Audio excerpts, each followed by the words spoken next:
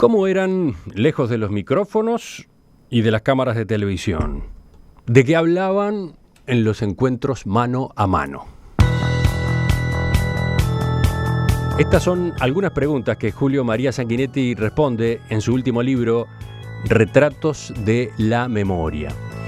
¿Y a propósito de quién? Bueno, la obra recoge impresiones y anécdotas sobre 22 figuras de la política uruguaya, de la cultura y de la política internacional que el expresidente trató de manera directa durante su vida. Por ejemplo, Sanguinetti repasa su relación con Jorge Pacheco Areco, Wilson Ferreira Aldunate, Líber Seregni, China Zorrilla o Alfredo Testoni, y describe con sus pinceladas al presidente francés François Mitterrand, al Papa Juan Pablo II, el líder chino Deng Xiaoping y el escritor colombiano Gabriel García Márquez. La semana pasada salió de imprenta la cuarta edición de este libro, que se había presentado a fines de año. Bueno, aprovechando esta novedad, aprovechando ese suceso que viene teniendo, vamos a recibir esta mañana, está con nosotros el doctor Julio María Sanguinetti.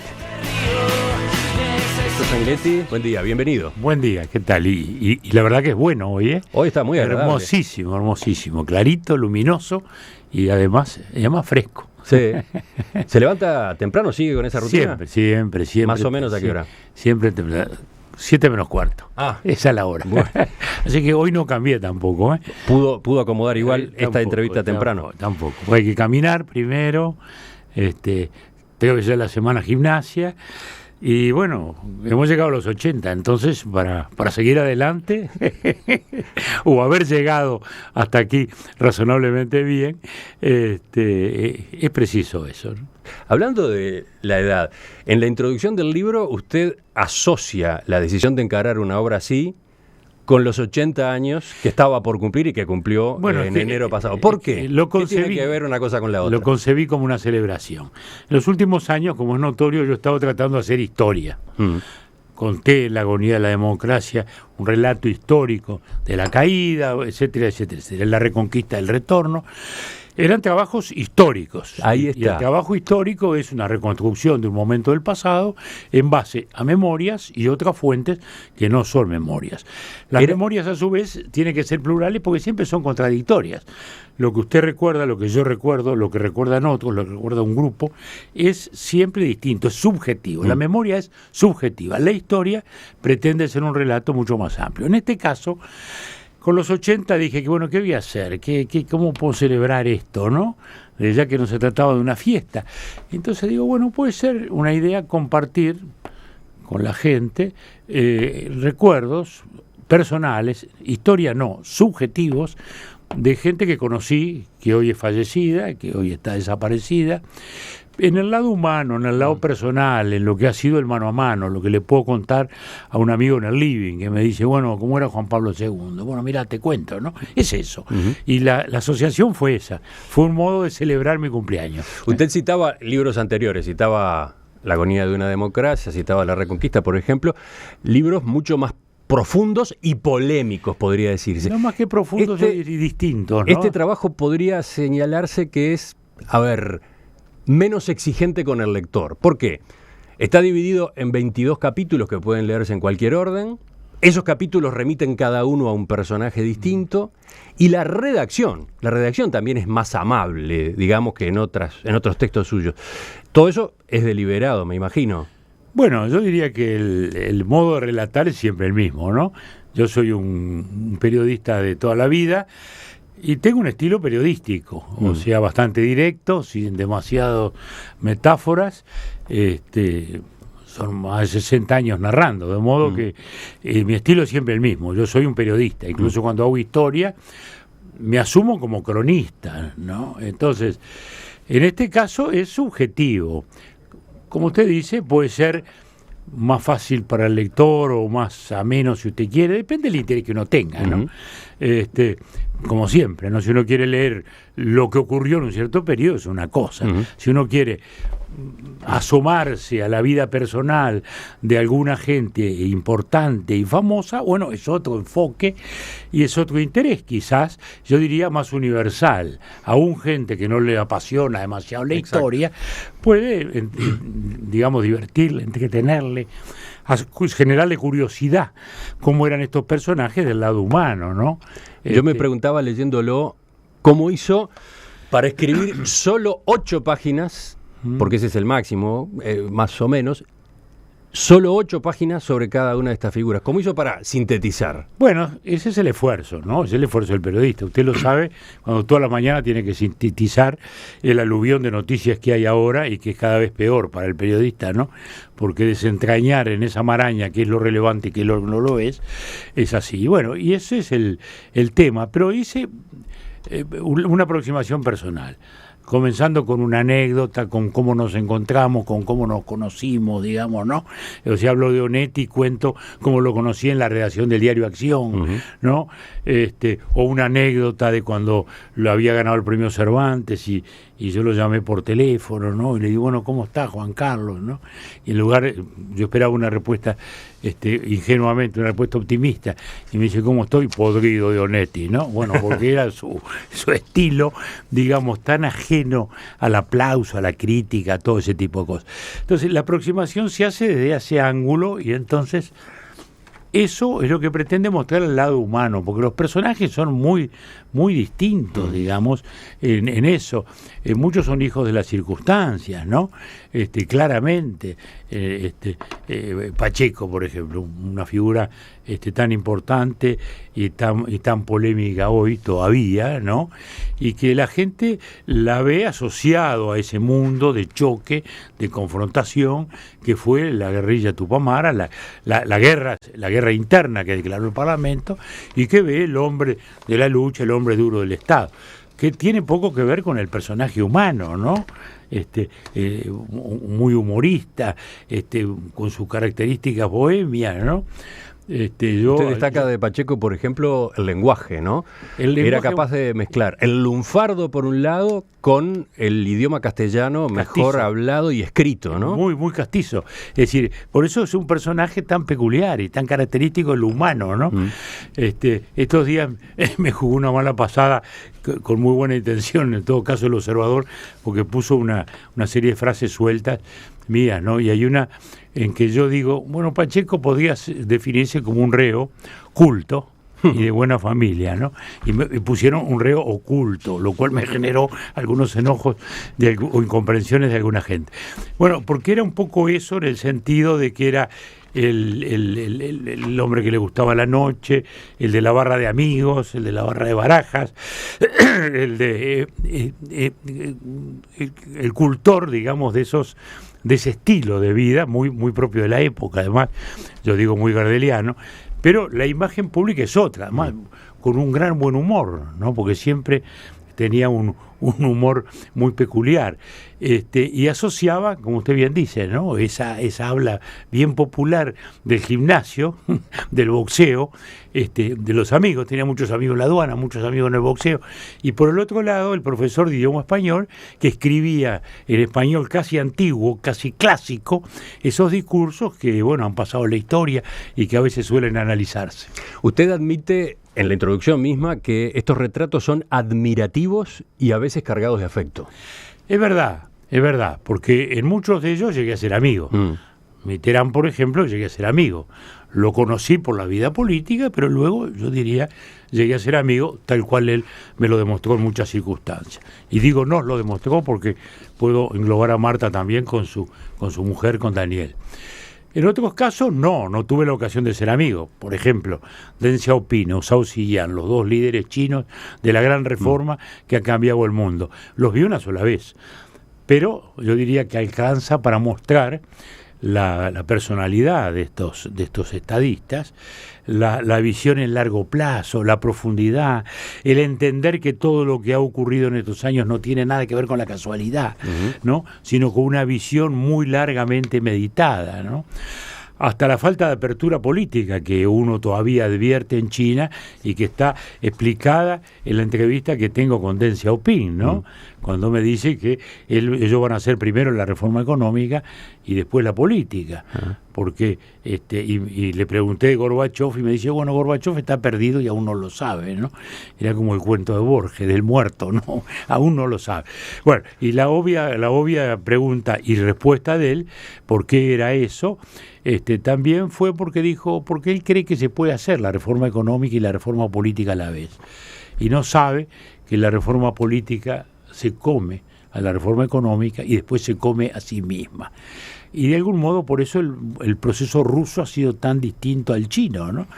Y el de China, él dijo, bueno, nosotros tenemos que llegar al año 2000, 2010 sin hambre, 2020 o 2030 un país de ingresos medios, el 2050 tal y que cual discutir la compatibilidad del socialismo con la economía de mercado. Bueno, esa visión a largo plazo que tiene algo de muy bueno, que es lo que le ha permitido a China hacer lo que es, y tiene algo, por lo menos, de cuestionable para nuestra visión de la democracia, que es la falta de apertura política que aún hoy subsiste, ¿no? Usted dice, yo citaba recién, que estos retratos son admirativos y a veces cargados de afecto, pero los textos tienen críticas también, bueno, algunas de ellas duras, que aparecen al pasar y tal vez muchas veces dirigidas hacia otros personajes. Por ejemplo, cuando, sin nombrarlo, alude a Benito Nardone como un demagogo ruralista.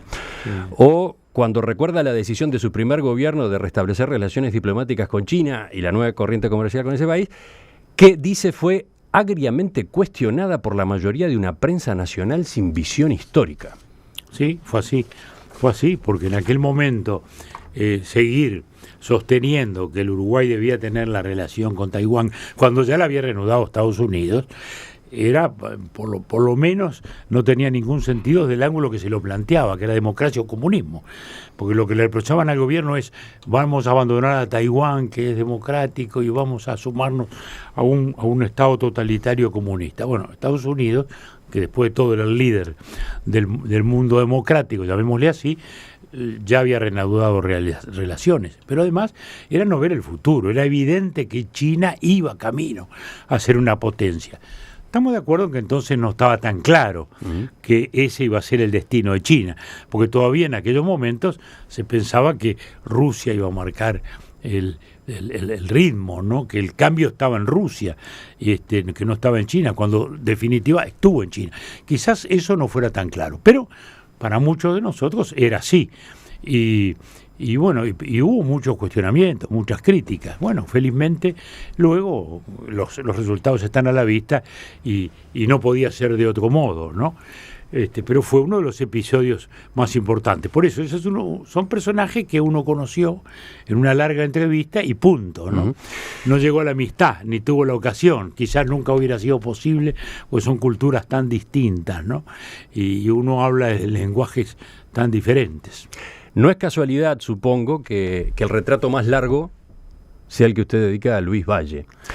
Es que ahí está su referente político más fuerte, usted lo dice, ¿no? Bueno, así fue. Yo diría que siempre digo que tuve dos maestros, ¿no? En la política Luis Valle y en el periodismo Pancho Llano, Francisco Llano, legendario periodista argentino que recaló en Montevideo unos años en acción y bueno, tuve el privilegio de ser, digamos, su discípulo y además luego su amigo, por supuesto. Luis Valle fue un líder muy inspirador, un líder popular de una enorme raigambre, fue un líder de su tiempo, de la democracia. Él nace y se construye como líder político a través de la radio, justamente, con la radio Ariel, con la causa republicana, la causa de los aliados en la Segunda Guerra Mundial, enfrentando, digamos, a la actitud neutralista que sostenían otros. La creación del Estado de Israel, él es el abanderado de la causa judía en Uruguay, es el abanderado del desarrollo industrial del país y fue un líder extraordinariamente importante de lo que llamé en otro libro el Uruguay del optimismo, ¿no? Que es el de Maracaná, por decirlo de algún modo, ¿no? Pero también es una figura que hoy aparece, a mi juicio equivocadamente, rodeada de una visión crítica de muchos economistas que dicen él representó la sustitución de importaciones, lo cual es simplemente un error histórico, pero que se repite, y eso nos ha obligado más de una vez a salir a explicarlo a Luis Valle, porque todos sus discursos, toda su lucha es por la industria exportadora. Cuando él va a Estados Unidos y tiene hasta un accidente de salud porque con una úlcera que se le perfora y termina en el hospital, es por una batalla terrible que tenía con los industriales norteamericanos, que eran enormemente proteccionistas, porque hoy se mira a Estados Unidos como si fuera el campeón del liberalismo económico, y fue el campeón del proteccionismo, ¿no? Absolutamente distinto. El campeón del liberalismo fue en su tiempo Inglaterra, pero no Estados Unidos, que creció bajo el proteccionismo.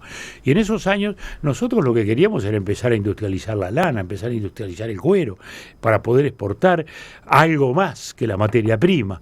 Esa fue la gran batalla de Luis Valle, no la sustitución de importaciones, que no fue una doctrina, como también se suele decir, fue un hecho, producto de la escasez. No había nada. En la Segunda Guerra Mundial no había nada. Yo alcancé a ver acá en Montevideo autos con gasógeno, que era una especie de calefón espantoso, que se le adosaba al auto, se le ponía carbón. Hoy los ecologistas los incendiarían. Y bueno, y era, ¿por qué? Porque había racionamiento de combustible, ¿no? Y en lo personal, en la relación personal, de usted con Luis Valle, usted dice: el influjo de Luis Valle fue decisivo para encender mi fe colorada. Aunque también queda claro que esa huella para usted no estuvo solo en la política, en su destino político, que la influencia de Luis Valle fue también a lo más íntimo, ¿no? Usted lo define como una sombra protectora. Sí, tengo esta frase muy acá. paternal. Para nosotros fue desde nuestra primera juventud, desde nuestro joven matrimonio, una sombra protectora. Es así, porque él se ocupaba de todos nosotros. Como él fue huérfano quizás muy joven, y sintió quizás esa falta, él se sentía obligado a estar detrás de todos nosotros. Estaba detrás de la vida de cada uno, preocupándose con paternalismo sin límites. Es que a veces cuando veía que un matrimonio andaba mal, se metía, se introducía, lo llamaba. Y ahí aparece una de las anécdotas, dice: en nuestro caso, el de Marta y mío, que recién casados vivíamos en un apartamento mínimo en Maldonado y Andes, se desvivió porque nos mudáramos a un lugar más grande. Cuando pudimos hacerlo, feliz, le regaló a Marta una batidora y licuadora modernísima que debía retribuirse con una invitación a almorzar. Es verdad. No pudo ser porque murió poco después. Es verdad. Bueno, tenía esa actitud. Era un hombre muy paternalista y, por supuesto, de un enorme espíritu de promoción de los jóvenes, que esa es otra cosa. No fue casual que tantos jóvenes en aquel momento nos lanzáramos detrás de él. Lo que después se llamó los jóvenes turcos, como se nos llamaba a todo ese grupo, que estaba Maneco Flores, Michelini, Segovia, Lalo Paz, etcétera, etcétera, que lo acompañamos, ¿no? Mire, por ahí está publicada también en el libro una foto, que es una comida que organiza él, digamos, en mi homenaje por unas crónicas que yo había hecho desde Costa Rica y desde Checoslovaquia, ¿no? Cubriendo acontecimientos periodísticos distintos. Y están ahí toda esa playa de gente importante de la época, y está él con el secretario de redacción, con Llano, haciéndole el presidente, digamos, el caudillo, el líder político, a un muchacho de 20 y pocos años, porque había hecho unas crónicas buenas, pero era el modo de estimularnos. Así como era también muy riguroso y muy severo, porque nos controlaba mucho en el ejercicio del trabajo, en la dedicación, en el esfuerzo. Bueno, como para no marcarlo a uno, ¿no? Hablaban por teléfono de mañana temprano, a eso de las 7, 8, sí. Y usted tenía que tener ya leído los diarios con toda la información dominada. Ni hablar. Y en eso de la lectura de los diarios también Pancho era implacable, porque a cualquier cronista lo llamaba y le decía: siga esta nota, en la cual él no había estado. Y cuando el periodista quedaba perplejo alguna vez, le dijo: bueno, pero como usted no leyó todo su diario, no lo leyó todo después que salió, todos tienen que estar en condiciones de seguir cualquier nota. Bueno, y suspendíamos de uno alguna vez por esas distracciones. A fines del año pasado, Julio María Sanguinetti publicó su último libro, donde aborda las facetas menos conocidas de 22 figuras que conoció y trató durante su vida política. El título es Retratos desde la memoria, ya va por su 4ª edición. Con él estamos conversando esta mañana en torno a ese trabajo.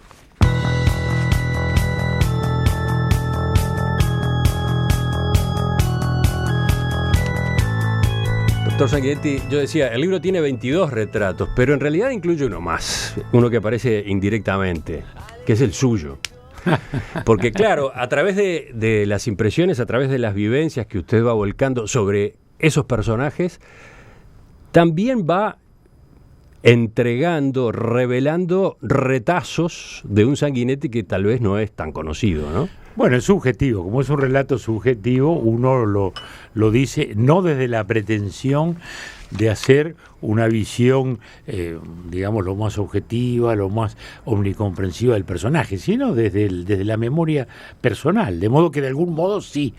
De algún modo sí. Por ejemplo, usted confiesa que cuando joven pudo perfectamente haber sido blanco o colorado. Bueno, cuando adolescente, digamos, cuando niño. Sí. Y lo digo porque, como es notorio, yo soy bisnieto de Chiquito Saravia, nada menos, el de la carga Arbolito. Y cuando era niño, mis tías Sanguinetti me llevaban a los actos colorados. Y mis tíos blancos, que eran blancos independientes, los hermanos mamá me llevaban a actos blancos. Ahí vi por primera vez a Wilson, que era un muchacho también en un acto de la juventud, era un poco mayor que yo, bueno, pero él ya estaba hablando. O sea que mi opción, digamos, fue racional, porque ni mi padre ni mi madre pretendieron influirme demasiado en el tema, o quizás nada. Y bueno, evidentemente me identifiqué con la visión, con la actitud y el sentido constructivo, digamos, del Partido Colorado, de la construcción de la sociedad, del Estado, que es lo que más me llamó, digamos, y lo que me sigue llamando y lo que me sigue motivando. Otro momento en que usted aparece, a propósito de la relación con Raúl Alfonsín, el expresidente argentino, dice: vivimos juntos desde la presidencia horas de lucha y de esperanza. Le sentí orgulloso cuando mandó juzgar a los montoneros y a las juntas militares, a los que condenaba por igual. Le vi sufrir amargamente cuando las rebeliones militares le impusieron las leyes de punto final y de obediencia debida. En largas jornadas de avión, en la que él amablemente nos llevaba, discurríamos sobre estos temas junto a nuestros cancilleres Enrique Iglesias y Dante Caputo. No siempre coincidíamos y debatíamos apasionadamente. En esos casos, él me acusaba de italiano por mi tendencia a buscar atajos políticos para alcanzar un resultado. Yo le replicaba con su condición de gallego por empecinado y peleador. Bueno, es que es un poco las características psicológicas. Si no, mire usted hoy lo que pasa con España, ¿no? En una reunión del Círculo Montevideo hace un año, Felipe dijo: el problema de España es que va a una fragmentación política tipo italiana, pero va a tener un problema muy grande, que no va a tener italianos para gestionarla, ¿no? Y el otro día leí en El País de Madrid un artículo que se titulaba Andreotti ilumínanos, ¿no? Aludiendo a esa necesidad del acuerdo, esa necesidad del entendimiento, que es muy propia de la política italiana y es muy ajena a la política española, que es tan rotunda, blanco y negro. Basta ver estos días que cada líder dice: a este no lo votaré nunca. Más que decir a quién va a votar, todos dicen a quién no va a votar de ninguna manera, ¿no? Bueno, y Raúl, que era un personaje, digamos, entrañable en su autenticidad, ¿no? Porque Raúl era siempre Raúl a todos los efectos, ¿no?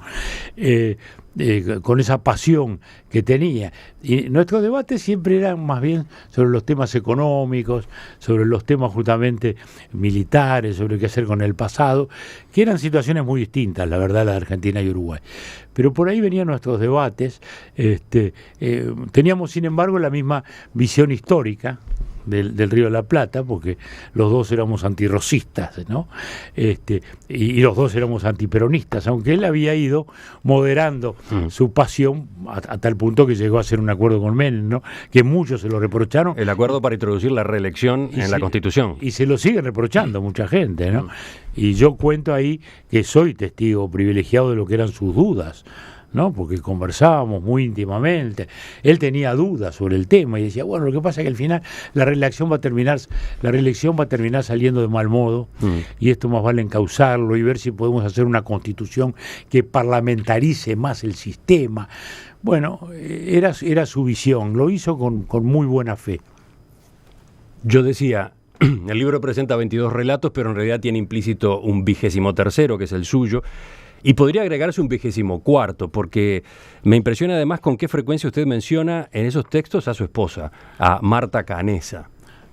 Bueno, somos un matrimonio con 55 años, ¿no?, de vida, lo cual requiere un proceso de adaptación mimético, ¿no? Por más que tengamos temperamentos muy distintos y muy dispares, ¿no? Temperamentalmente somos muy diferentes, quizás por eso nos hemos ido complementando a lo largo de tantos años, más los años de noviazgo. Seguro, hoy es raro eso, ¿no? Por eso es que llama la atención a veces. Yo diría que debería ser algo más o menos normal. Bueno, pero los tiempos dicen que los matrimonios son menos estables que el que logramos construir nosotros desde la vida diaria, desde el esfuerzo en que comenzamos la vida, ¿no? Ella como profesora en el Instituto Valle Ordóñez, del cual había sido alumna, y bueno, y yo del periodismo y el derecho, una época en que fui abogado. Una época en que fue abogado. Una época en que fui abogado. Y la época de la dictadura en que volví a ser abogado, ¿no? Cuando tuve que desempolvar el título y volver a ejercer la profesión. A propósito de Marta, una de las tantas anécdotas viene en torno a la relación con el matrimonio Mitterrand, ¿no? Exactamente. Usted cuenta en la página 79, cuando muere Mitterrand, Danielle, la viuda, le pregunta a Marta si podía venir a descansar a Anchorena con algunos de sus colaboradores, y así lo hizo. ¿Esto se había difundido? No lo sé, creo que no, pero es así. Danielle Mitterrand también era muy distinta a su marido, digamos. Yo diría incluso que políticamente era mucho más socialista. Sí, claro. Porque era socialista, y él venía del Partido Radical y antes de movimientos incluso más de centro-derecha, ¿no? Él fue deviniendo a lo largo de la vida y su modalidad también temperamental era bastante distinta. Y lo que pasa es que eso se atribuye, por un lado, a la amistad que había ido trabando Marta con ella, y por el otro lado también a la magia de Anchorena, ¿no? Felipe González también termina sus 14 años y me llama por teléfono y me dice, me quiero ir unos días a descansar ahí, ¿puedo ir a Anchorena? Bueno, que eso es también la magia de eso. Pero la relación con Francia fue muy importante en aquellos años. Alguna gente no lo entendía o a veces no lo entiende. Como decía, no, a vos te gusta mucho lo francés. Usted plantea una explicación no demasiado conocida de un capítulo de la política exterior de su primer gobierno. Sin ninguna duda. Hay mucha gente que no advierte eso. Nosotros estábamos en un proceso de transición difícil. Sí. Teníamos, por un lado, la transición de la deuda externa, que la teníamos que hacer con Estados Unidos, que era la potencia. Y por otro lado, una transición institucional difícil, con amnistías, con todos los debates de ese tipo, para lo cual teníamos, o procurábamos tener también algunos socios internacionales importantes. Porque Estados Unidos, desgraciadamente, en lo político no legitimaba tanto por lo que había sido su historia con las dictaduras, ¿no? Entonces, dice usted, era fundamental el apoyo de los dos gobiernos socialistas más prestigiosos de Europa, el de Felipe González en España y el de Mitterrand en Francia. Bueno, eso fue una decisión política. Por eso digo, con Mitterrand lo que fue una decisión política terminó siendo una gran amistad. Esa es la pregunta que a mí me surge a continuación, sobre la cual hay pistas en el libro. Entendido el razonamiento del cual usted en el que se basó y del cual partió, ¿cómo se entiende que del otro lado esa relación fuese también correspondida por el gobierno de Mitterrand? Bueno, yo diría que Mitterrand lo que tuvo inicialmente fue una simpatía aproximativa a lo que era la tradición del republicanismo laico del Uruguay, muy parecido al francés. Usted recuerda que en la primera visita oficial en el año 87, Mitterrand no escatimó atenciones.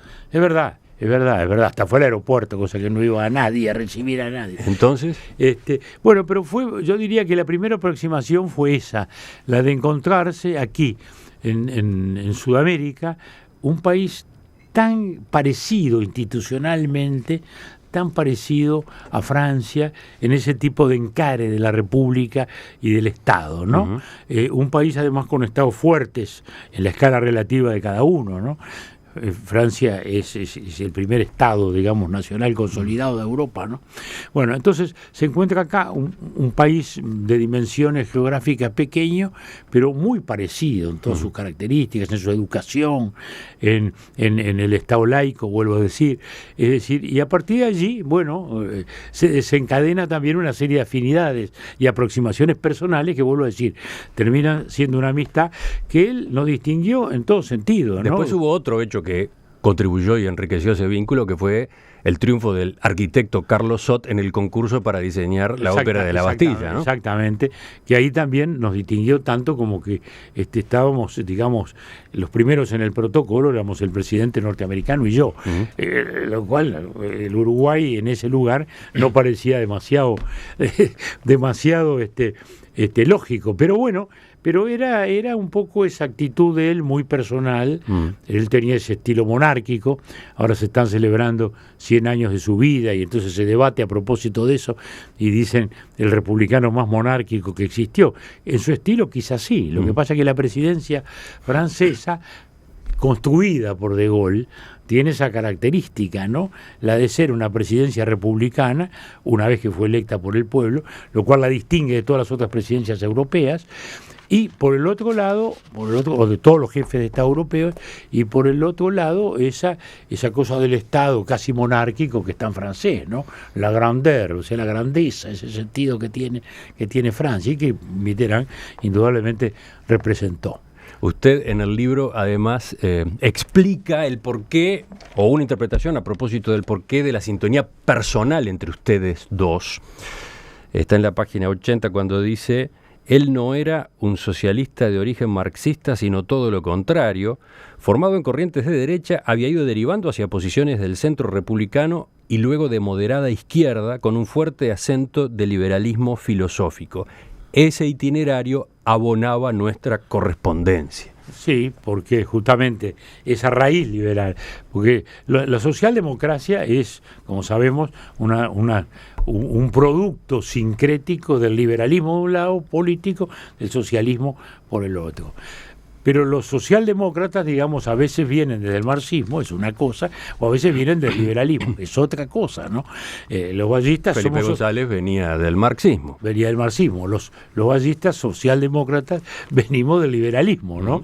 Entonces son visiones a veces un poco con matices distintos. Pero bueno, esas son las aproximaciones que uno tiene con los personajes, ¿no? En el diálogo, en las coincidencias, a veces en las discrepancias. Y creo que también esto, sin ser, como digo, un texto histórico, ayuda también a entender la historia, porque la parte subjetiva es muy importante, ¿no? Es difícil no entender o no atribuirle a los personajes las características personales. ¿Cuánto hay en los grandes personajes, en los Napoleones, en los Wellington, ¿no? de cosa personal en el ejercicio del poder? Bueno, por eso digo que también desde ese ángulo, desde esa perspectiva, la parte humana importa también para entender el sentido de las actitudes políticas. Para muchos tal vez sea una sorpresa encontrar en este libro la relación frecuente y muy cordial que Julio María Sanguinetti tuvo con Gabriel García Márquez. ¿De dónde viene ese vínculo? Bueno, del mundo literario, porque tenemos muchos amigos en México, él vivía en México, muchos amigos, el matrimonio de Aguilar Camín y Ángeles Mastretta, ambos escritores.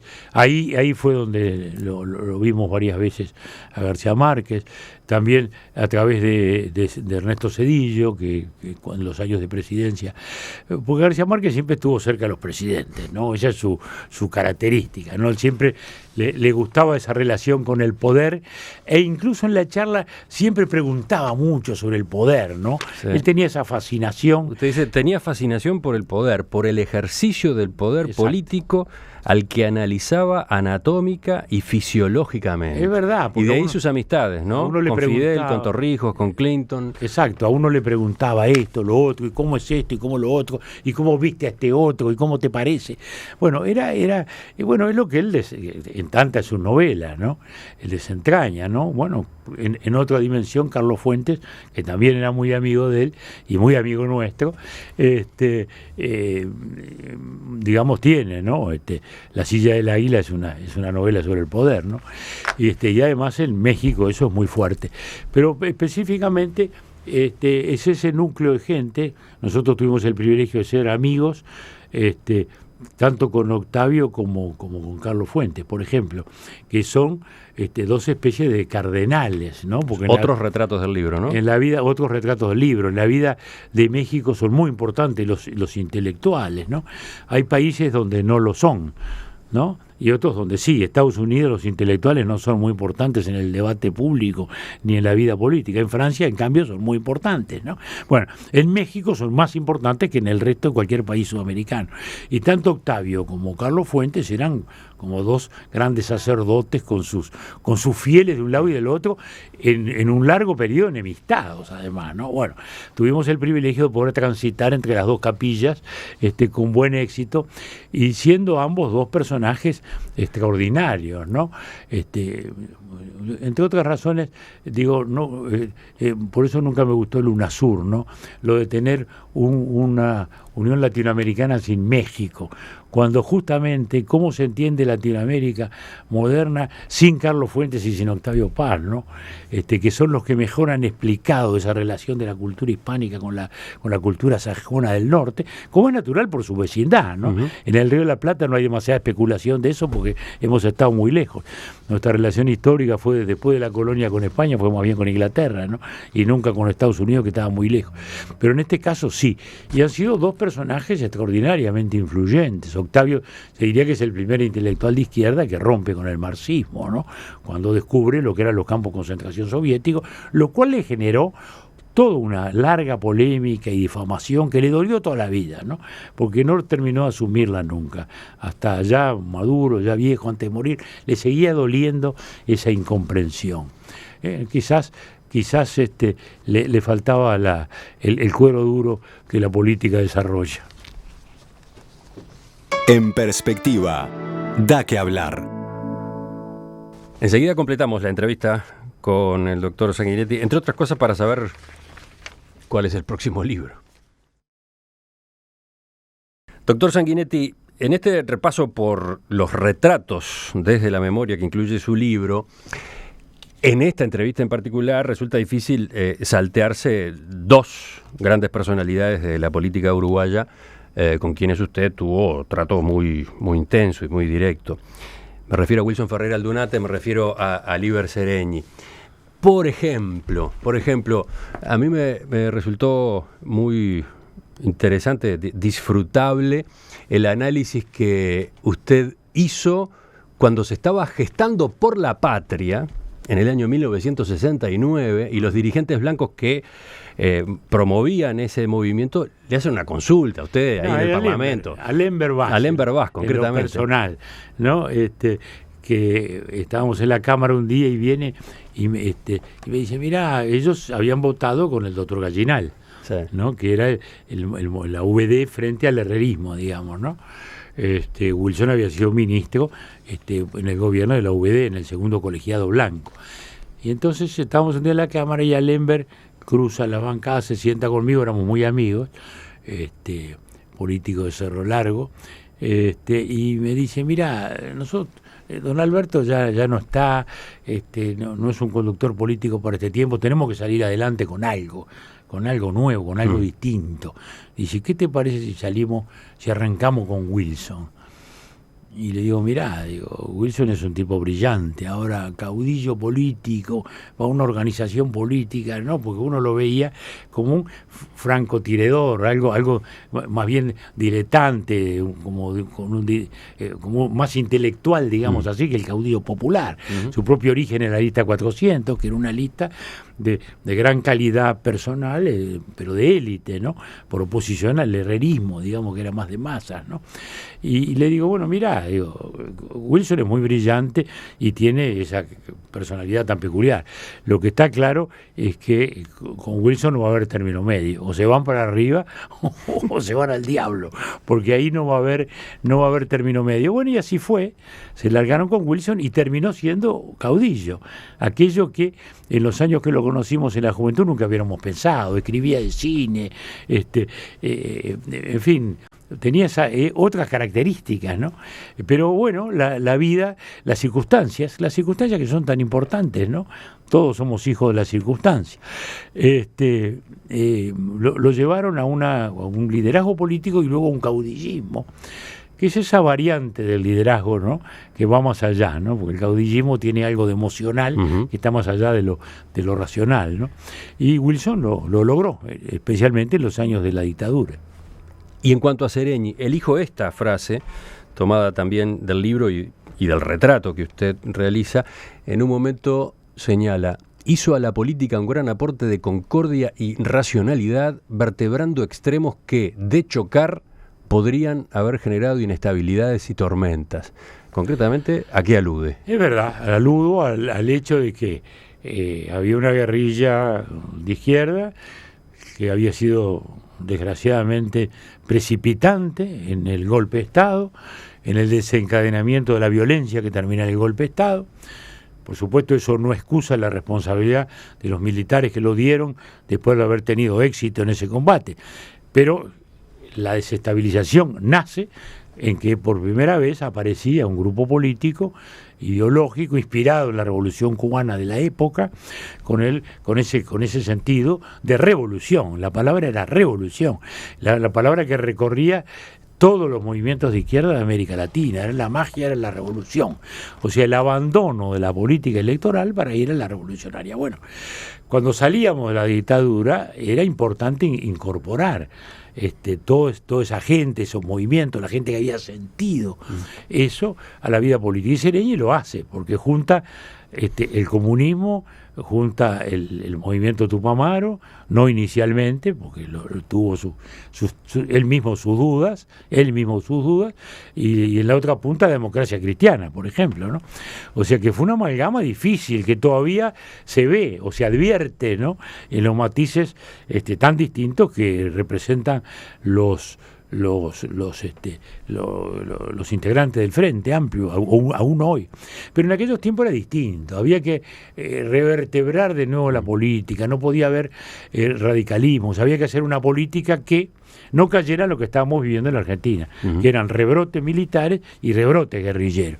Bueno, y Seregni en ese sentido fue muy importante. Cuando él sale de la cárcel, antes, por cierto, de la elección, él pasa a ser un factor muy importante de paz, se llama la concordia. Podía haber incendiado la pradera, digamos, ¿no? Con la legitimidad que le da una injusta prisión. Sin embargo, no lo fue. O sea, su convicción democrática era fuerte, ¿no? Él venía del vallismo, como siempre lo dijo, y además su condición de militar, su formación profesional, que es muy importante también. Seregni era un individuo con el análisis típicamente militar, siempre hablaba de la estrategia, o sea, los objetivos a largo plazo, la táctica, o sea, los movimientos a corto plazo, todo lo iba reduciendo siempre a esos términos. Era un militar. Y bueno, creo que eso es bueno entenderlo. ¿Qué otros personajes le quedaron afuera del libro? Quedaron tantos. Lo que pasa es que, yo qué sé, en el mundo artístico, fíjese que tenía tantos, ¿no? Ramos, Solari, Espínola. ¿Hay borradores de esos otros retratos? No lo llegué a hacer, porque esto no lo escribí en demasiado tiempo tampoco. ¿Habrá una segunda parte? Y Dios sabe, ¿no? No es proyecto en este momento, Pero, por ejemplo, ¿cuál, entre comillas, lamenta no haber incluido en el libro?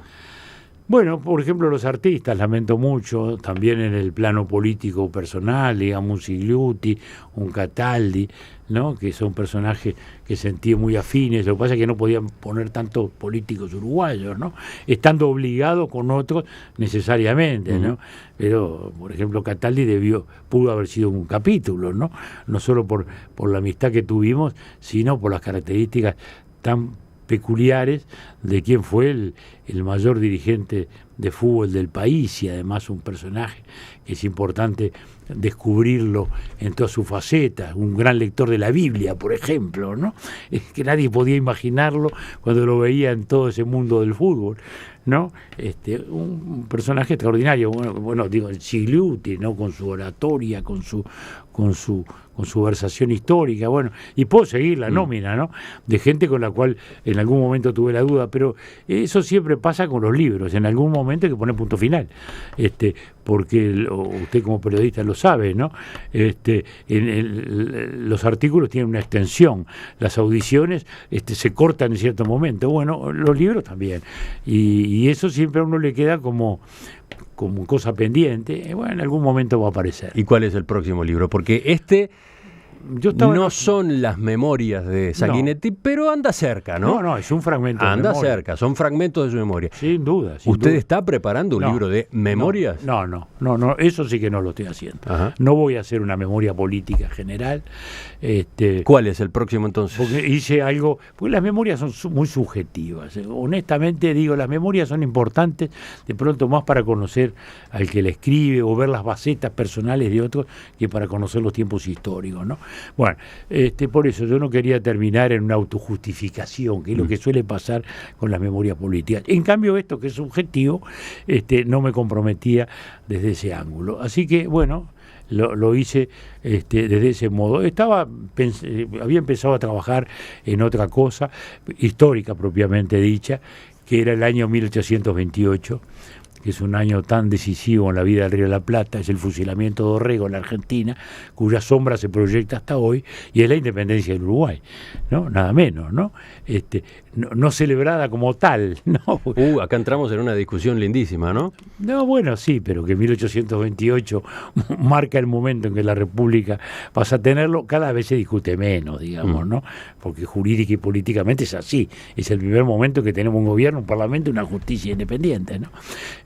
Los procesos previos hacen que se miren las cosas de otro modo. ¿Y va a seguir ese libro entonces? ¿Lo va a terminar? Vamos a ver, es un libro muy trabajoso, porque ahí sí, me confronto a grandes historiadores, y eso no es para un cronista histórico como yo, ¿no? En perspectiva, periodismo constructivo. Doctor Julio María Sanguinetti, le agradezco que nos haya acompañado esta mañana, esta vez para hablar de personajes, bueno, eso de sí figuras. Eso sí que es curioso, ¿no? Porque estos días no he terminado ninguna entrevista sobre este libro sin que alguien me preguntara de la coyuntura.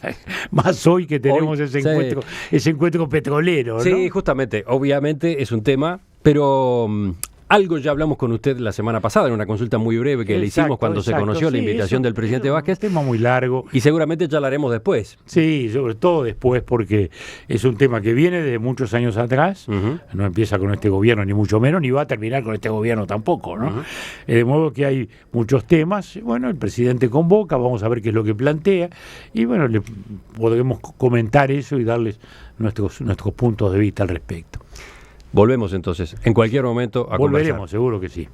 Ya seguimos porque viene la mesa que hoy es de politólogos, y antes la crónica de verano a cargo de Pablo Fernández.